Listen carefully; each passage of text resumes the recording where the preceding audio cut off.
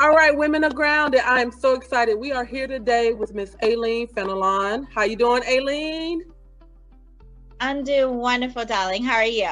I'm doing great. So, Aline, why don't you tell us a little about you and your business and some of the things that you got before we get into our topic of the day? Absolutely, yes. My name is Aline Fenelon with Aline Inspirations LLC as a professional organizer. And so I also do volunteer with the community and give back to as much as possible. And that's who I am today. I know one of the things that you wanted to share with the group today was a little about your battle with depression. And what I find, even from a Yes. personal standpoint, is that that is something that a lot of times, particularly in the African American community, that kind of Oh, goes undiscussed, that people don't want to talk about. We often don't think that what we're dealing with is depression. Can you tell us a little yes. about your struggle with depression? Oh, yes, I can definitely. Especially with my struggle with depression, started actually from grieving, from losing a parent, losing my father. Very dear-hearted to my father. I was 16 years old when I lost Mm, my father. It was a day after my birthday. And as a teenager, it's very important to understand what is depression, where it comes from. And it can come from many different areas. So for me, it came from a tragedy, from grieving of the loss of a parent. And my struggle was in, like you mentioned, in the Black community, African American community, from the Caribbean community. You don't typically talk about what is on your mind, what is wrong. You pretty much, take it to the grave. Unfortunately, that is a mm, bad rep as an African American community, to just take it to the grave. You don't speak it to your friends, you don't speak it even among your family members. So that is actually what I did. It took me 2 years. So what we normally typically do when we're going through something sad, you brush it off your shoulder. Now, mind you, as a teenager, I was growing. Puberty hit, and I didn't know how to handle my feelings. I was angry. I was sad. I didn't know what to think. I was starting suicidal thoughts, and like, is this real? And then I had my faith, but I didn't like God. I was upset. Like, why did you take my father away? So yes. depression got harder. The nightmares came. And so for 2 years, I hid it between my friends. So what I did was I hid it behind a mask. I just put Yes. that smile back on, went to school, saw my friends, but deep down, I got back home. I buried underneath my blanket my stuffed animals when I was a teenager and just cried to sleep. And not knowing that I was in deep despair. I mean, I had a guidance counselor who literally like loved me and cared for me. Like, you're not yourself. What's wrong? I'm fine. I'm fine. I'm good. I'm Yes. just stressed. I'm Absolutely. okay. But hiding behind the mask, I wore that mask for 2 years until, as a human being in your flesh, you have a breaking point in depression. I literally, my counselor, she called me one time. She was just trying to tell me about my thousand volunteer hours, all the stuff that I kept on doing just to like bury the sadness. I buried it, but I just kept moving forward. Life still had to keep moving, but like, I had to finish high school. I couldn't just drop out of high school. I had all these sad thoughts. I wanted to quit. I was the first generation to like graduate high school, but what if I didn't?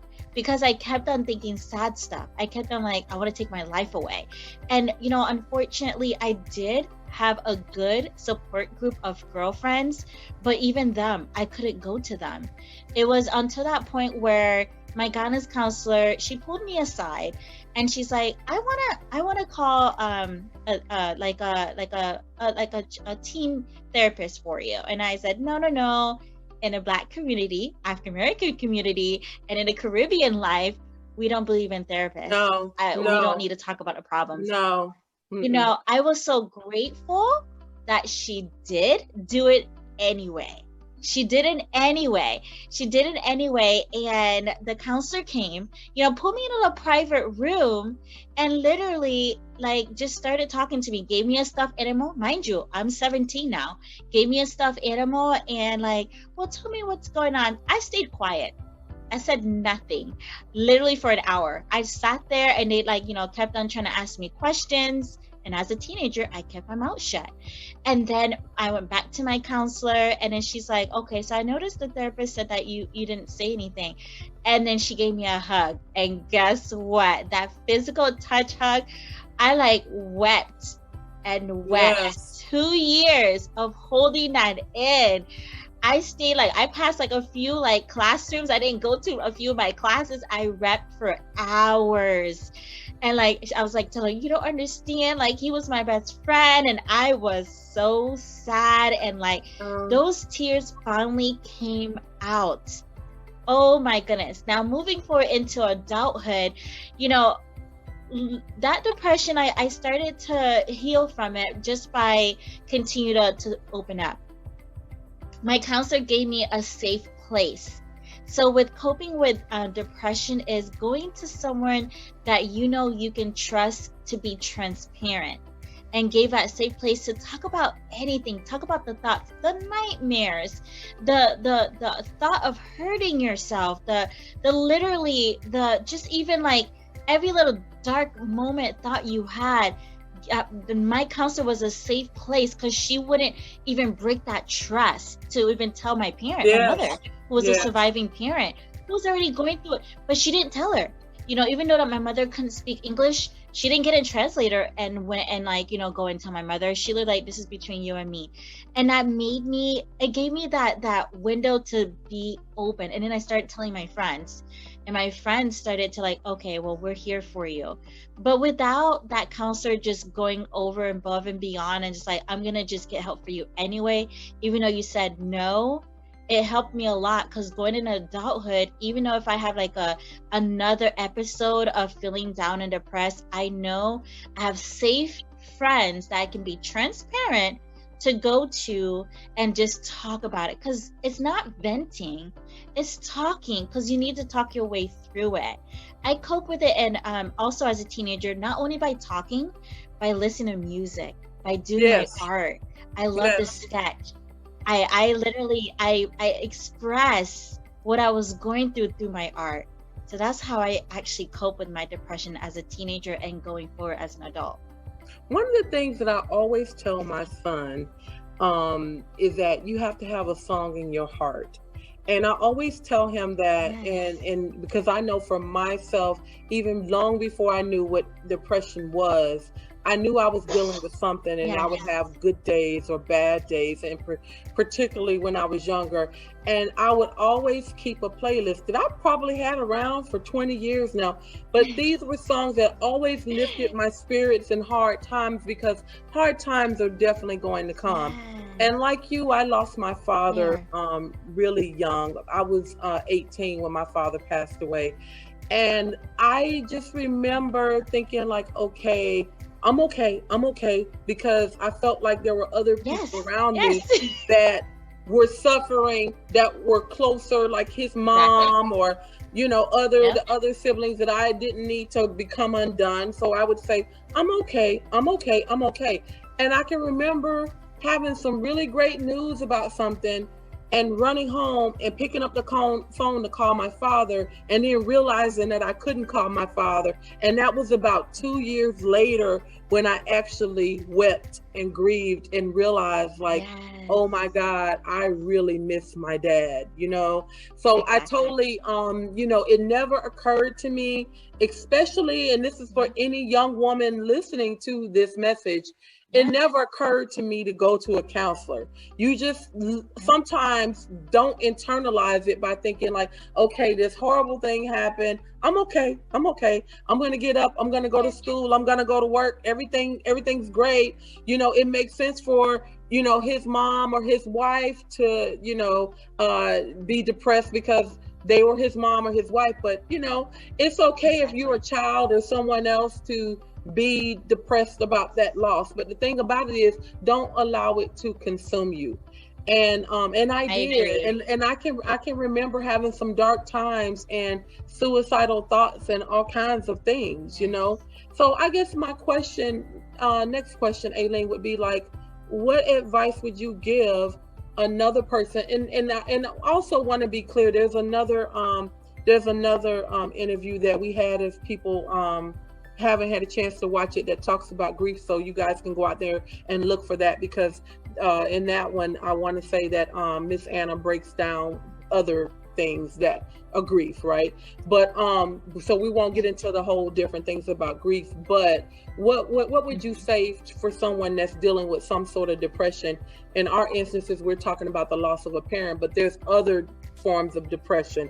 You know, it could be loss of a job, Exactly. or a loss of a relationship, or, you know, just for different reasons, you know, health things, other things that can happen. So what would be your advice for someone maybe watching this video, of how they can maybe handle their struggles with depression?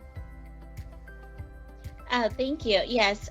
So whether if you're a teenager, definitely go to a guidance counselor. If you're literally in college, because I dealt with it again, it came back to me when I said depression.